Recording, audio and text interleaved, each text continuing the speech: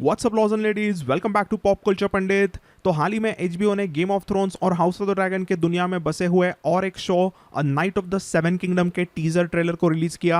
And I am sure आप सभी को सवाल होगा कि आखिर अभी ये वाला स्पिन ऑफ शो एग्जैक्टली कौन से टाइम पीरियड में बसा है, इसमें कौन से कैरेक्टर्स है और इस पूरे शो का आखिर प्लॉट क्या होगा, ये शो कौन से बुक्स पे वगैरह बसा है। तो फिकर नॉट, इन सभी डाउट्स को क्लियर करने के लिए आई एम हियर। ये वीडियो आपके लिए रहेगा एक complete guide to Dunk and Egg a knight of the seven kingdoms का show without any major spoilers. तो without further ado let's get into it. You and I?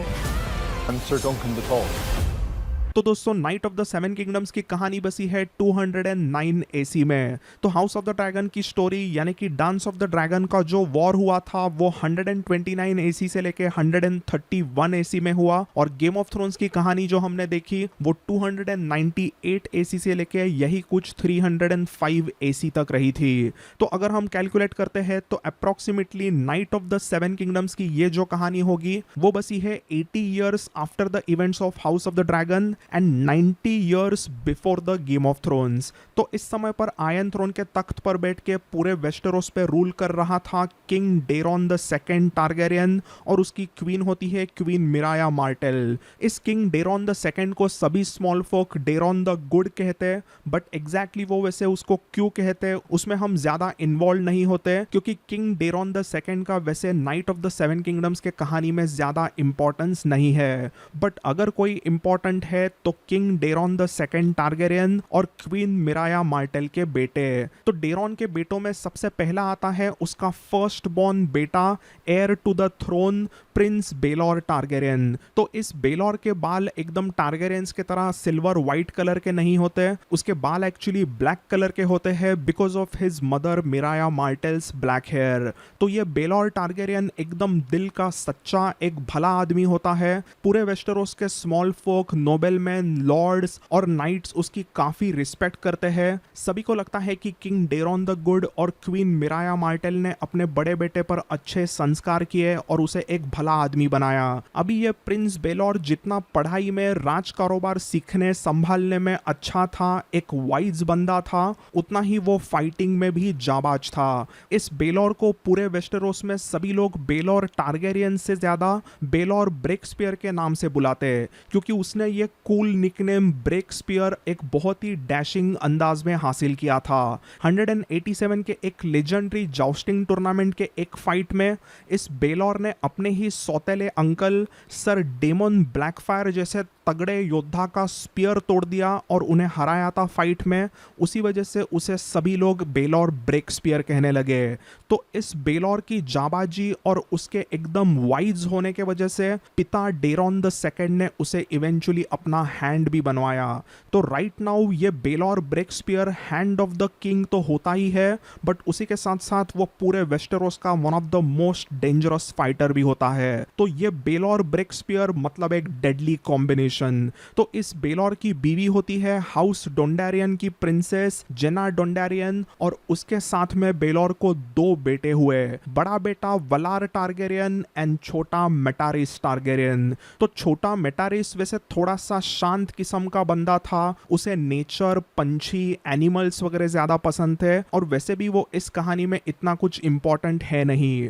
But उसका बड़ा भाई वलार बहुत ही इंपॉर्टेंट कैरेक्टर इस कहानी में होगा। ये वलार टारगेरियन एक अलग ही डैशिंग बंदा था, और उसे अपने पिता फर्स्ट बॉर्न सन और हैंड ऑफ द किंग होने का एक अलग ही अकड़ था। ये वलार टारगेरियन हमेशा एक अलग ही टशन में रहता और पूरे किंग्स लैंडिंग में अपने चमकीले एकदम स्वैग वाले ब्लैक कलर के आर्मर में एकदम घमंड में एक अलग ही चौड़ में घूमता रहता।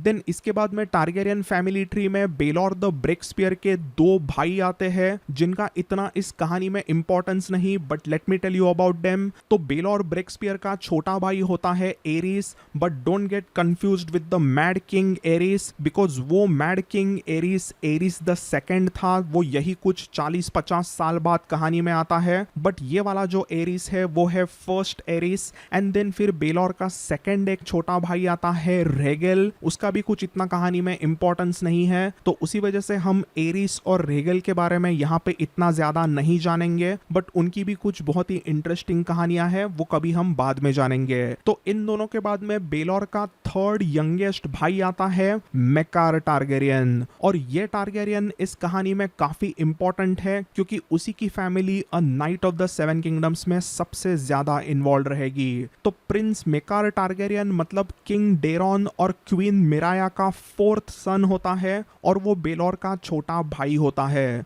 इस मेकार टारगेरियन के पर्सनैलिटी की बात करें तो मेकार एक बहुत ही स्ट्रिक्ट किस्म का बंदा होता है, और उसी वजह से उससे सभी डरते।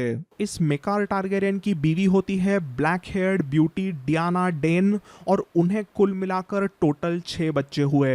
इन सभी बच्चों में से 3 बच्चों का इस आने वाले night of the seven kingdoms में काफी इंपॉर्टेंस है, तो हम उन तीनों को एक एक करके जानते हैं। तो सबसे पहला मेकार का बड़ा बेटा होता है प्रिंस डेरॉन, जिसे सभी लोग डेरॉन द ड्रंकन कहते हैं, क्योंकि टारगेरियंस के इतिहास का ये टारगेरियन मतलब सबसे बड़ा पियक्कड़ बेवड़ा। इस डेरॉन को 24/7 नशे में झूलते हुए रहना होता है। उसे कोई भी रिस्पॉन्सिबिलिटी नहीं चाहिए, उसे अगर कुछ चाहिए तो बस वाइन पीते रहना है और नशे में मदहोश रहना है। इस डेरॉन द ड्रंकन के रिलेटेड और एक खास बात यह है कि इस डेरॉन को भी हाउस ऑफ द ड्रैगन के हेलेना के तरह ड्रैगन ड्रीम्स दिखते हैं। वो कुछ इंसिडेंट्स को फोर शैडो कर सकता है, उसे अपने सपनों में कुछ फ्यूचर की चीजें दिखती है।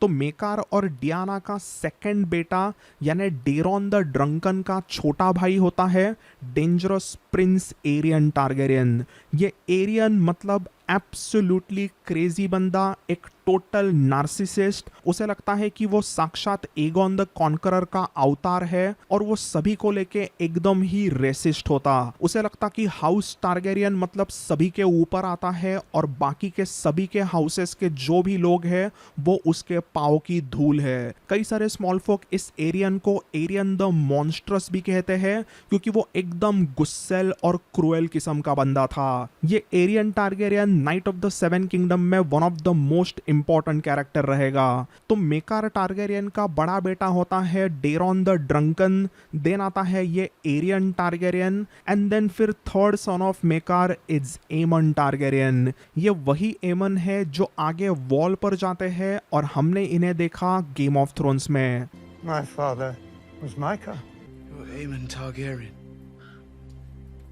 जी हाँ, ये एमन टारगेरियन मतलब वही एमन है जो आगे चल के जॉन स्नो के मेंटर बने, और उन्होंने कुछ ऐसे ताबड़तोड़ डायलॉग्स मारे कि आज भी हम सभी गेम ऑफ थ्रोन्स फैंस उन्हें याद रखते हैं। What is honor compared to a woman's love? What is duty against the feel of a newborn son in your arms? अब वैसे तो मैंने आपको इनके बारे में बता दिया, बट ये एमन Targaryen knight of the seven kingdoms के कहानी में इंपॉर्टेंट नहीं है। एमन के बाद में मेकर और डियाना के फैमिली में आई थी प्रिंसेस डेला, फिर उनके फैमिली में आया छोटा prince Aegon, and then lastly होती है प्रिंसेस रे। तो एज आई सेड एमन तो इंपॉर्टेंट नहीं है, बट उसी के साथ इवन प्रिंसेस डेला और प्रिंसेस रे भी इस अ knight of the seven kingdoms के कहानी में इंपॉर्टेंट कैरेक्टर नहीं है, बट छोटा Aegon is one of 2 most important characters of the story. तो दोस्तों, अ knight of the seven kingdoms के कहानी में जो भी इंपॉर्टेंट टारगेरियन के फैमिली मेंबर्स रहने वाले हैं वो मैंने आपको अच्छे से बताए, बट आगे का थोड़ा सा प्लॉट और कैरेक्टर्स बताने के पहले मैं अभी यहाँ पर बता दूं कि ये आगे की जो भी कहानी होगी वो थोड़ी सी स्पॉइलरी टेरिटरी में जाएगी। इसमें कुछ मैंने एकदम बड़े स्पॉइलर्स तो नहीं दिए हैं, बट थोड़ा बहुत प्लॉट आपको बताया है, तो थोड़ी बहुत इंफॉर्मेशन आपके लिए छोटे स्पॉइलर बन सकते हैं। सो अगर आपको वो नहीं जानना है तो आप यहीं पे वीडियो को बंद कर दीजिए।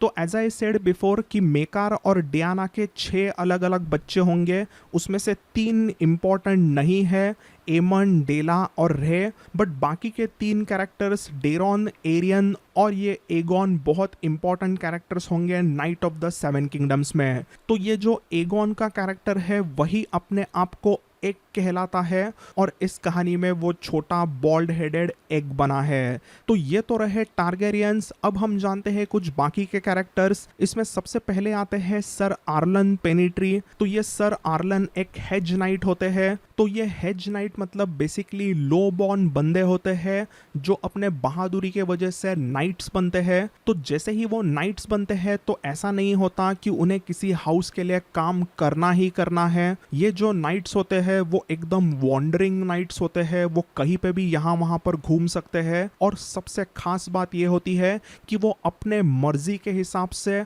उन्हें जिसको चाहिए उसे सपोर्ट कर सकते हैं और जिसके लिए फाइट करना है उसके लिए वो फाइट कर सकते हैं। इन हेज नाइट्स को अगर कोई लॉर्ड 2 वक्त की रोटी खिलाता है, रहने के लिए अच्छा सा घर देता है, तो ये हेज नाइट उस लॉर्ड के सेफ्टी के लिए काम करने लगते हैं। तो ये सर आर्लन पेनिट्री भी ऐसे ही होते हैं। वो काफी सालों से हेज नाइट होते हैं। यहाँ वहाँ पर उन्होंने कई सारे अलग अलग लॉर्ड्स के यहाँ पे काम किया था। तो वो एक बार ऐसे ही जब किंग्स लैंडिंग के रस्तों पे घूम रहे थे तभी उन्हें एक छोटा सा गरीब बच्चा मिला जिसकी हाइट काफी टॉल थी और उन्हें उसे देखकर काफी दया आई। सर आर्लन को लगा कि उस बच्चे को थोड़ा खाना देना चाहिए, उसे मदद करनी चाहिए।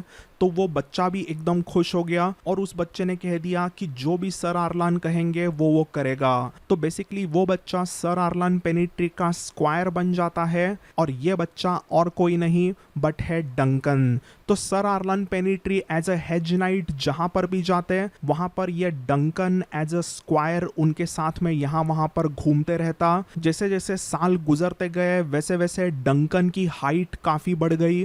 वो एकदम 6 फुट 8 इंचेस टॉल बन गया था और उसी वजह से वो अपने आप को मन ही मन डंकन द टॉल कहने लगा।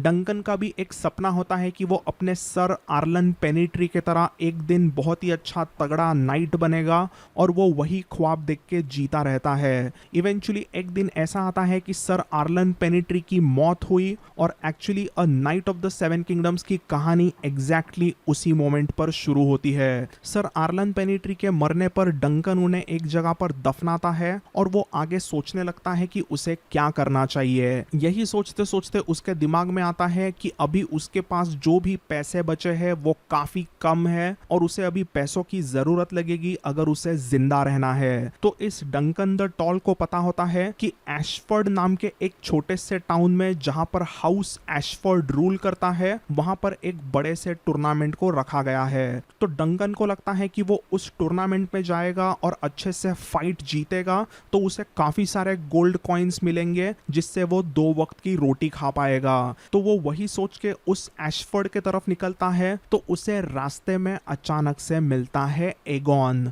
और ऐसा कुछ होता है कि डंकन यानी कि डंक और प्रिंस एगॉन यानी कि एग ऐसे दोनों मिलके निकलते हैं टूर्नी एट द एशफोर्ड को और एग्जैक्टली उस टूर्नामेंट में क्या होता है, कैसे कैसे अलग अलग कैरेक्टर्स आते हैं, वो सब हमें इस अ नाइट ऑफ द 7 किंगडम्स के शो में देखने मिलेगा। तो अभी डंकन एक के ये जो भी एडवेंचर्स है उसकी अलग अलग 3 stories George R R Martin ने अलग अलग 3 स्मॉल नॉवेलाज में लिखी है। तो सबसे पहले नॉवेला का ही नाम है the hedge knight, second it's called as the sworn sword and third it's called as mystery knight. तो ये तीनों स्मॉल स्टोरीज 3 अलग अलग नॉवेलाज में आई थी बट इवेंचुअली उन तीनों नॉवेलाज को एक करके एक अलग ही बुक को रिलीज किया गया और उस बुक का नाम था अ नाइट ऑफ द 7 किंगडम और उसी बुक पर ये आने वाला शो बसा होगा अ नाइट ऑफ द 7 किंगडम्स